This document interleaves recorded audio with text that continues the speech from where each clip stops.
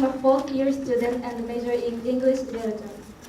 I am going to University of Wisconsin-Oshkosh this coming week.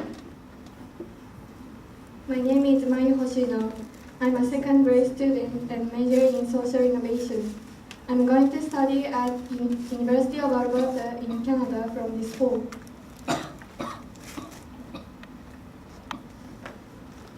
I'll explain today's schedule. First, there is the opening statement of Professor Kyoji Kawasaki, the director of the Seijo International Studies Center. Then, we will hear lecture of the Mr. Mike Byrne and take time to answer questions. After that, there are presentations by Seijo students. And then we will receive a comment from Mr. Mike Byrne, and after telling words of thanks, we will take pictures with everyone.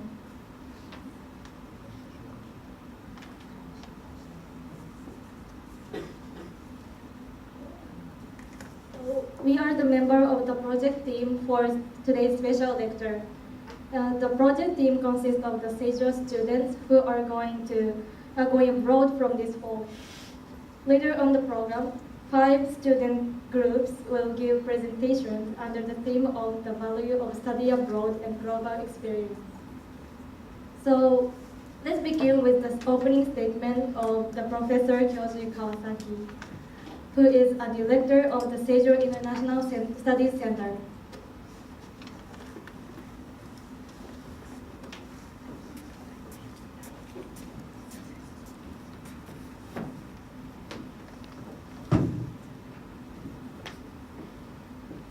Good afternoon, everybody.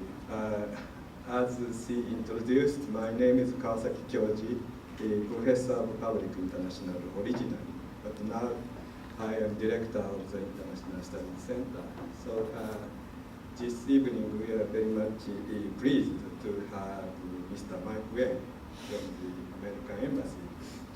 As I suppose all of you have his brief CV before you, but if you don't have, I'd like to introduce Mr. Mike Byrne very much briefly. So he is a Foreign Service Officer with the U.S. Department of State, where he currently serves as the Assistant Cultural Affairs Office in the Public Affairs section of the U.S. Embassy in Tokyo. He previously served as a consular officer in Guangzhou, China, where he worked in a non-immigrant visa and adoption unit. He received the State Department Meritorious Honor Award for his work on civil society outreach in South China. Prior to the State Department, he worked as a paralegal at the class action law firm in San Francisco, and last but not least, 1 year as a chocolatier in Beverly Hills in his home state of California. So Mr. Mike Byrne, thank you very much for joining us this evening. So we are asking Mr. Mike Byrne to deliver a lecture on the value of study abroad and global experience, which will be followed by several student presentation on each specific subject.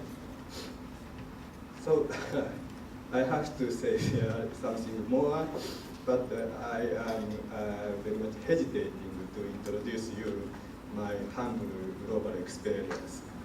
So in spite of that, I want to talk something about the international civil society.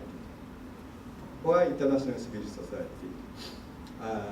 Just yesterday, I happened to find on internet a very much interesting lecture video delivered by Professor Antonio Cassese. He is one of the most famous and prestigious international law professor, but regrettably he deceased several years ago. I found his lecture on international humanitarian law in 2008 in Geneva. And he was a former judge and president of the International Criminal Tribunal for former Yugoslavia, and which was established by the Security Council resolution in 1993. So in that context, he delivered a lecture on international humanitarian law. And at the end of that lecture, he suddenly referred to the international civil society. I just quote what he was saying. Looking at the present configuration of the world community, honestly, I strongly believe in the international civil society. More than sovereign states, the international civil society should play active role and should promote more human international rules, restraining blind violence. We are simple citizens, but we are all part of the international civil society. Let us naively hope that, not immediately, but in a matter of decades, things may change. End quote. So with this, I really hope all of you to study abroad and have your own global experience, not as Japanese, not only as Japanese, or not only as a Seijo student, but as a member of the International Civil Society. Thank you.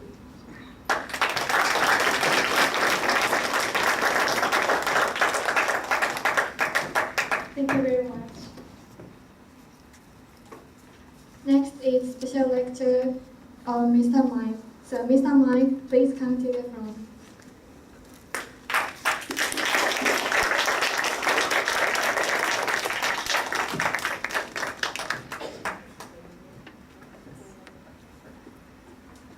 Wow.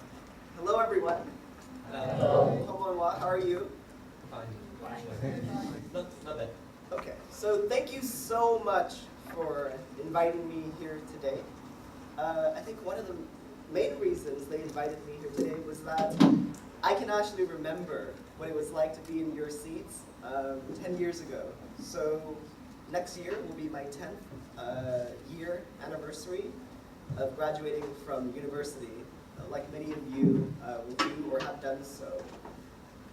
Before I start, though, I do have to confess a little mistake. The mistake is that I didn't quite have enough time, actually, to prepare for this presentation. You know, at the embassy, I work in the public affairs section. We are quite busy at the moment. As you know, there are many issues going on, including the summit that is happening or will be happening next week between North Korea and the President of the United States. So forgive me, but then I thought, hey, part of my job is actually going out and speaking to students like yourself. We say in the Foreign Service that the most important interaction is actually the last 3 feet between people. So the way I thought, well, what can I do? I could do a PowerPoint presentation, of course. That's what everybody uses, right? And I can sort of bore you to death. But I thought I'd structure my presentation in a way that also gets you involved in the talk as well. So I brought these wonderful US-Japan pins. And the way I'll do this is I'll ask some trivia throughout my presentation. And if you can answer them correctly, I'll give you a pin. So that's one way I can keep you interested. So let's go ahead and get started.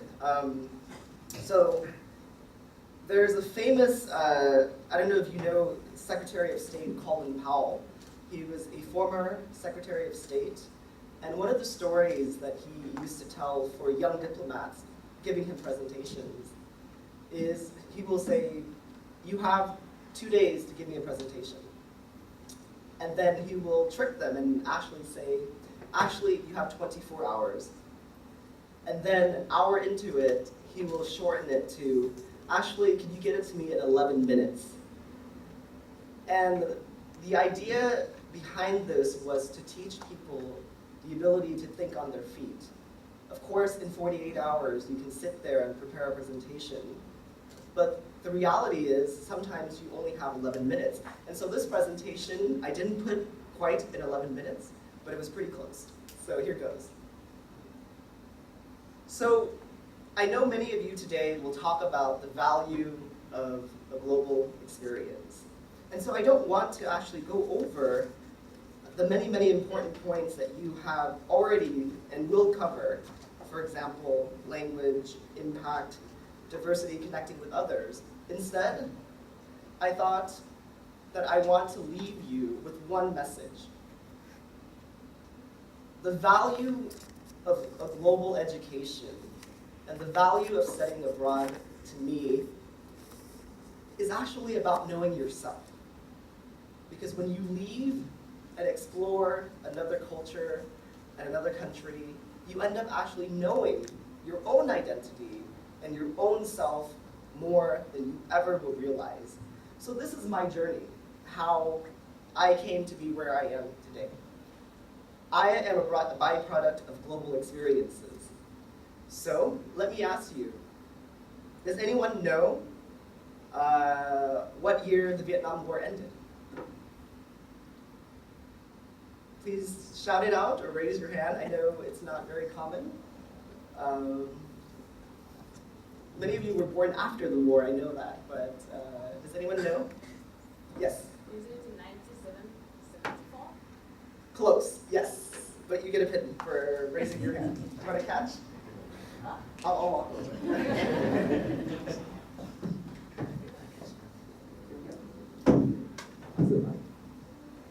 So yes, the war did end around 1975. Officially, April 30th was when the war was over. And in many ways, I am a byproduct of the Vietnam War. So this is me, the first time I came back to Vietnam. And this is my grandfather's grave. He was born in 1933, before the country was actually separated. And he died at the age of 32 in the war. And so that has always informed my experiences. So my family, my mother and my father, grew up actually in Hanoi, in the north, before 1954. But when the war happened, as children, their grandparents brought them south. You had the option in 1954, similar to North and South Korea at the time. You can choose to stay north or you can choose to go south. My parents had a very unique situation. My dad was Catholic, my mom was Buddhist. And so for them, freedom of religion was very important. So they decided, hey, I think going south. So they gave up everything they had and marched down south to resettle themselves. So that was the first sort of exposure to global forces or global experiences. Of course, in 1975, this iconic image of, I don't know if many of you remember this, but this is the evacuation of Saigon. So unfortunately, my parents were not as lucky. They weren't part of the group that made it on the plane or the boats that left in 1975. But because they worked for the Southern government, my dad was a member of the military academy in the South. We were what you called blacklisted. Meaning, okay, you worked for the former regime. I'm sorry, here's a shovel, and here's the countryside. Please go farm. So they did that for 10 years in the countryside. And famine was very common. People would starve to death during those 10 years. And for my parents, they wanted something different for their child. So they escaped. And these are real images from my family's photos of our journey to the United States. And so I was born in Vietnam in 1987, and we left when I was 5 years old, or 3 years old, I'm sorry, 3 years old. And we left by a boat similar to what you see down here, over 100 person crammed into a 25-meter or under boat. And in this journey, 300,000 to 400,000 people died.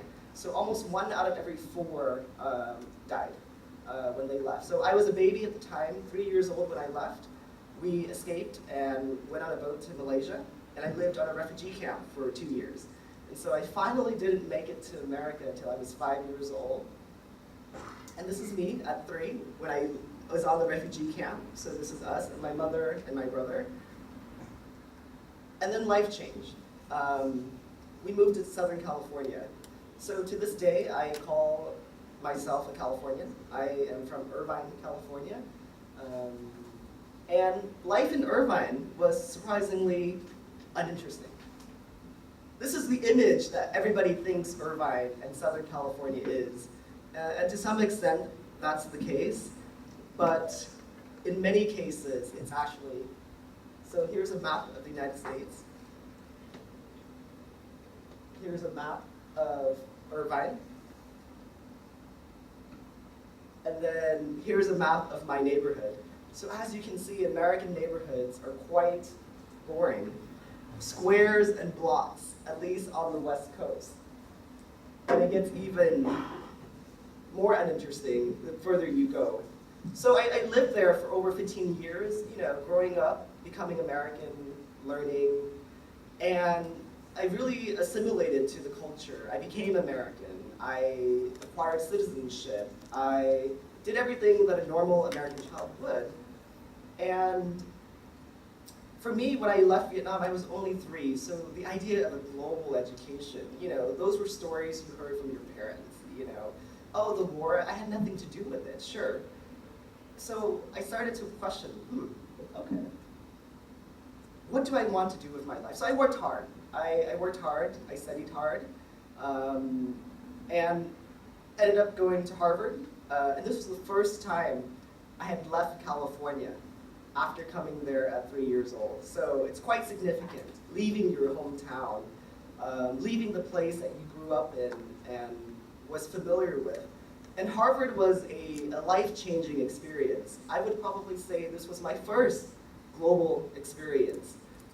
The university brought in students from hundreds of countries and thousands. I'll give you an example. My freshman room, there were people from Georgia, not the state, the republic, the country. There were people from Hong Kong, from Japan, from Kazakhstan, from almost every country in the world lived in our building. And that was the first exposure I had to, I guess, that was the first time I had met somebody that, wasn't from the United States or an immigrant to the United States. And so that was life-changing in many ways. And to this day, I say the one point I want to make is that also the biggest decisions in life you make are oftentimes the decisions that you don't even know you're making at the time.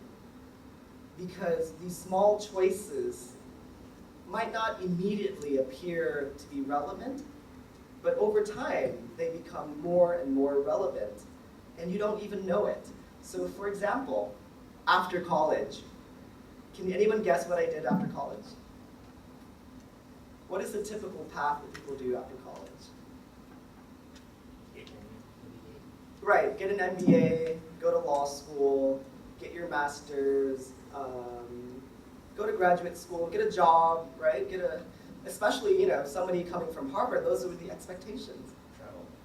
Travel is one too, of course, yes. No, I didn't do that. I decided to work as a chocolatier. And at the time, I didn't realize I was making that decision. The decision kind of came for me. It was 2008, as you remember. It was the heart of the financial crisis. No one had a job anywhere. So all those dreams that, my colleague, my friends, the best students, the brightest, of working in banking, in law, in finance, were shattered. No company was hiring at the time in America. And so people had to absorb this shock somehow.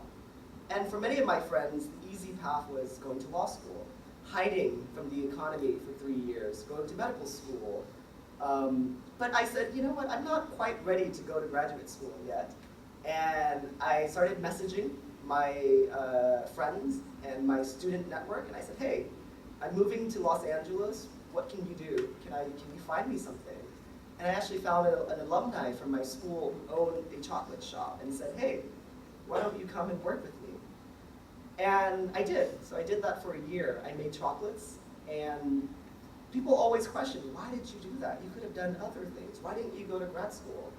And to this day, I tell people, in fact, it's probably the most important job or the most the job that has taught me the most about what it means to be working, more so than I've learned in my current job in many ways. For example, working in a chocolate shop, you had to deal with difficult customers, difficult people you always encounter in your life, people that don't quite work the same way you do. So I got to meet many celebrities. I was working in Beverly Hills, as you know, is the heart of celebrity country in California. I got to meet Tom Cruise, Britney Spears. I'm probably dating myself because these celebrities you don't know, but what they taught me was how to deal with difficult people. I had people come in with credit cards that didn't fit the machine because they were so wealthy and demanding to be serviced with the best service.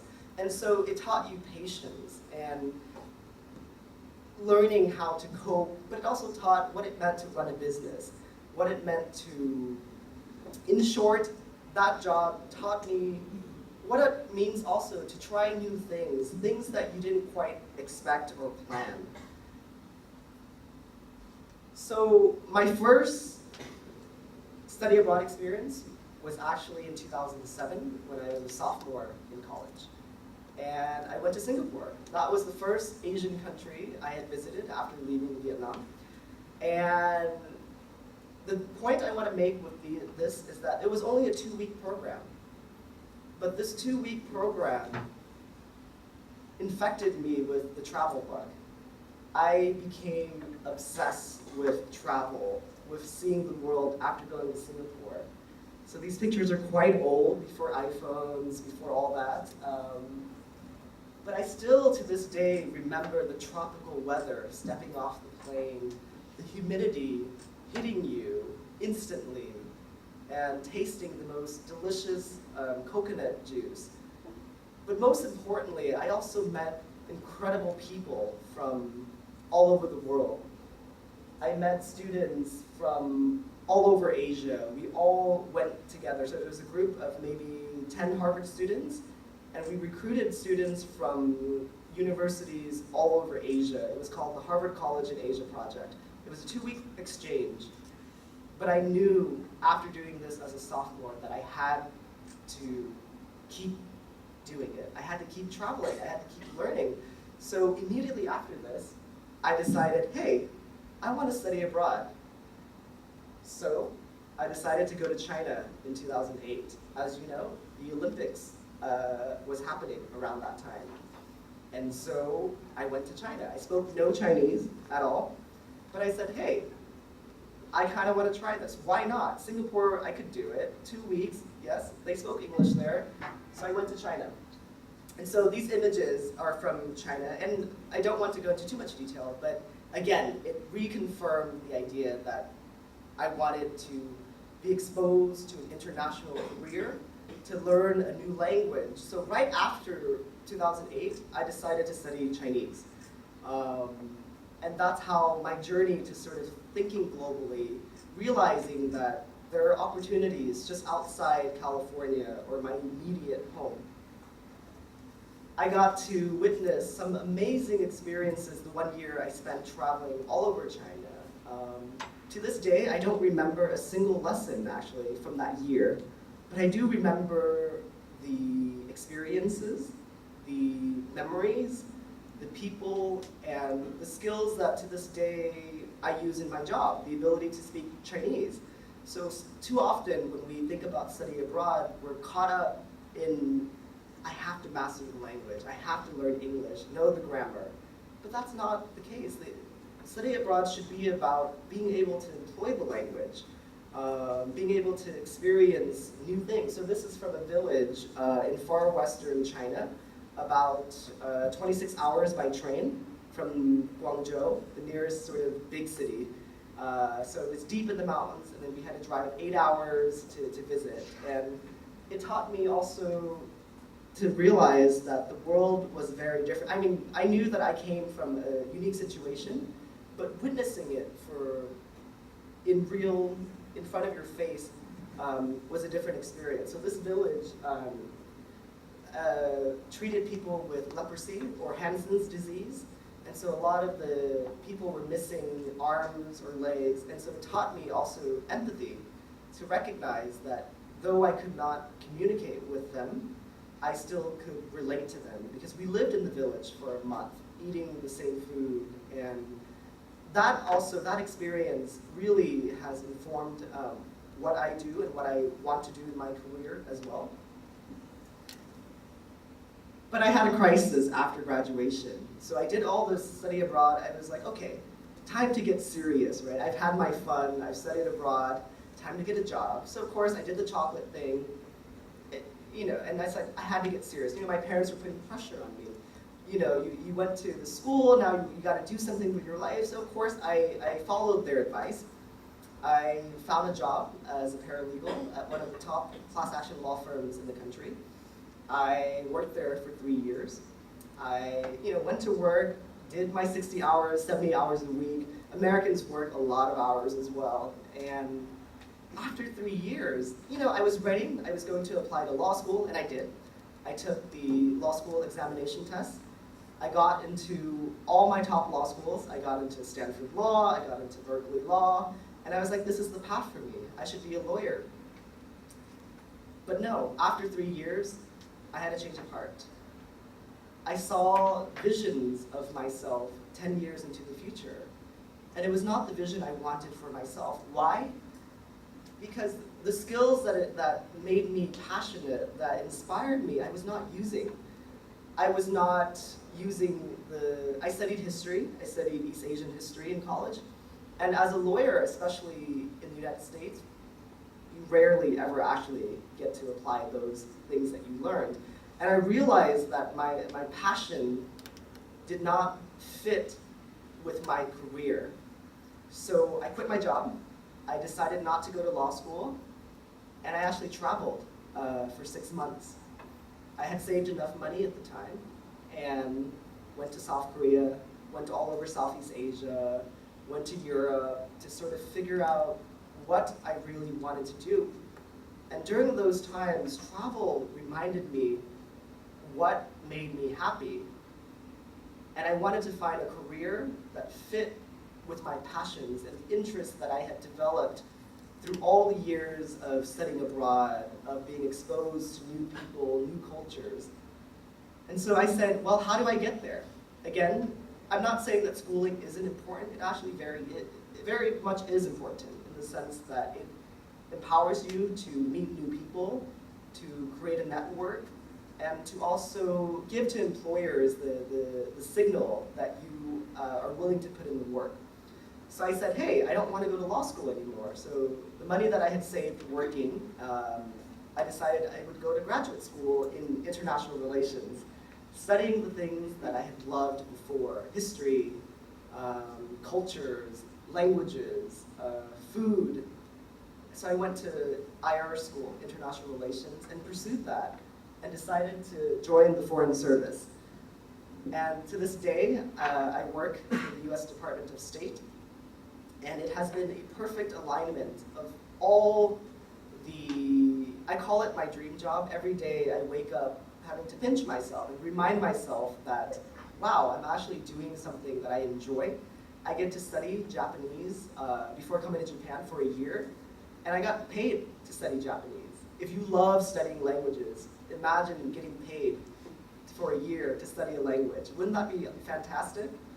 So this picture is me when I first joined in 2014. I got assigned to China because of my study abroad experiences. They thought, hey, you speak Chinese.